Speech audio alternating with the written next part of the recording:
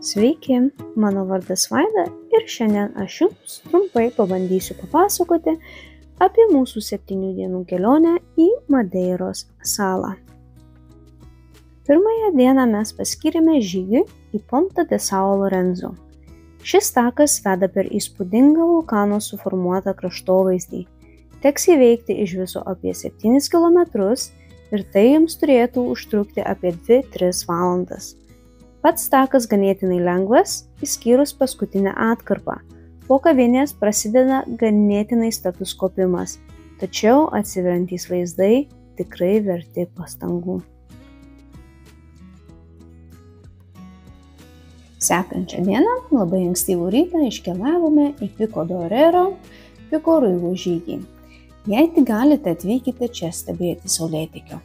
Tikrai verta. Tai pats populiariausias Madeiros žygis, galintis pasiūlyti nerealiausius panoraminius vaizdus. Tai nėra lengvas, tikrai reikalaujantis fizinio pasiruošimo žygis, sukeliantis daug adrenalino. Na, o kojų raumenis skaudės tai tikrai. Tai 12,5 km takas su akmenuotais laiptais žemyn ir aukštyn. Teks pereiti ir tamsius tunelius. Visą atstumą turėtumėte įveikti per maždaug 4-6 valandas. Vasaros mėnesiais rytas šaltas, o diena labai karšta. Tad apsirenkite atitinkamai sluoksniais, kad pakeliui galėtumėte tiesiog nusimesti nereikiamus drabužius. Nepamirškite kepurės, taip pat kremo nuo saulės, daug geriamo vandens ir žinoma, geri žygio batai būtini. Pasiekus Pico Ruivo viršūnę atsivers 360 laipsnių panoraminiai vaizdai. Čia rasite mažą kavinę, karšti gėrimai ir lengvi užkandžiai. Palikite šį žygį gražiai ir nelietingai dienai, nes priešingo atveju debesys užgaus visą taką ir tiesiog apart tako nieko daugiau ir nebematysite. Pasimkite su savimi ir prožektorių, jo prireiks einant per tunelius, tačiau jeigu tokio daikto nėra, turėtų užtekti telefono prožektoriaus. Sekantį labai lietingą rytą dar su skaudančiais kojų raumenimis išjudėjome aplankyti kitą populiarų Madeiros 25 Fontes Falls Levada žygį. Šį žygį galite įveikti per 3-4 valandas, takas labai gerai prižiūrėtas ir pažymėtas, o nuolydis tik 300 metrų. Mano nuomonė, pats takas per daug įspūdžio nepadarė, žinoma, gražu ir žalia, bet pasiekus krioklį tiesiog vau. Pats krioklys yra 30 metrų aukščio ir iš šonų yra labai daug krentančių atskirų mažų vandens srovių. Pabandykite suskaičiuoti 25, gal pavyks. Po šio žygio galite keliauti tiesiai į Porto Moniz. Tai mažas miestelis ant vandenyno kranto. Labiausiai turistus pritraukiantis natūraliais baseinais, kurie susiformavo lavos suformuotoje pakrantėje. Čia galite rasti 2 vietas įsimaudyti.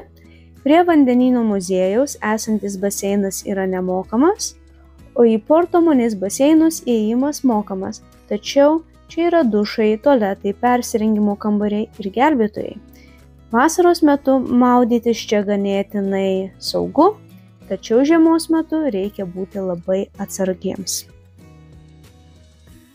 Aplankėme ir populiariuosius tradicinius Madeiros namukus Santanos regione.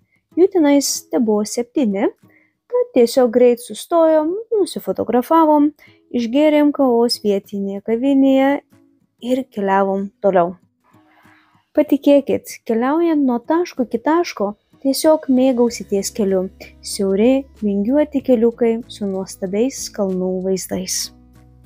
São Vicente yra mažas miestelis šiaurinėje Madeiros pusėje. Didžiausią įspūdį šiame miestelyje mums paliko Nossa Senhora de Fátima bažnytėlė, įsikūrusi kalno viršūnėje, kur iš vienos pusės akinamai žalias kalnų slėnis, na, o kitoje mėlynas Atlanto vandenynas. Keliaujant tolyn, rekomenduojama sustoti prie Viu da Noiva krioklio. Šis krioklio vanduo tiesiai į vandenyną nusileidžia. Nuostabus vaizdas. Na, o dabar keliaujame į juodo smėlio paplūdimį Seychelles. Šis paplūdimys yra skalaujamas Atlanto vandenyno, iš šonų apsuptas žaliais kalnais. Tiesiog tobulas gamtos amfiteatras. Netoli mūsų viešbučio Calheta Beach dar viena populiari turistų lankoma vieta – Dos Anjos krioklys. Vanduo krenta tiesiai ant važiuojamo kelio. Vaizdas superinis. Apsilankykite ir būtinai nepabijokite įsimaudyti. Tikrai verta. Na ir pagaliau turistinė, komercinė ir kultūrinė Madeiros sostinė Funchalis. Šis pietinėje salos dalyje įsikūręs miestas gali pasiūlyti pramogų bet kokio amžiaus svečiams. Žavi švelniu Atlanto vandenyno klimatu, dailiomis senamiesčio linijomis ir nepaprastu peizažu. Mes atvykome čia ganėtinai anksti, pasilikome mašiną prie jūros uosto ir pėstute nukeliavome iki Madeiros funikulieriaus. Kylant aukštyn atsivers nuostabi miesto, uosto ir salos panorama, oranžiniai stogai, žali kiemų sodai ir mėlynas dangus. Pasiekus kalno viršų apsilankėme Montepelės botanikos soduose. Tikrai verta ir jums rekomenduojame. Čia atsispindi azijietiškų ir afrikietiškų detalių įkvėptas stilius. Rasite japoniškus raudonus tiltus, Montepelės pastatą, upę, vandens telkinius. Sodą žavės harmoningų formų ir retų spalvų kontrastais, o jo aliejų išsidėstymas leidžia lankytojams mėgautis tiek miesto jūros pakrante, tiek aplinkinėmis kalvomis. Pats Montės pastatas seniau buvęs viešbutis, o dabar tobula gamtos ir architektūros kompozicija. Botanikos sodo teritorijoje auga daugiau nei 2000 egzotinių augalų rūšių.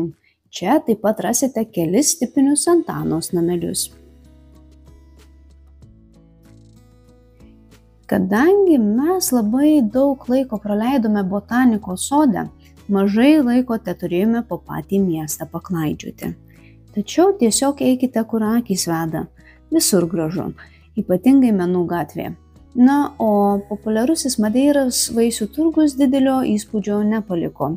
Kainos ganėtinai didelės, o vos paėjus keletą gatvių toliau, viskas perpus pigiau.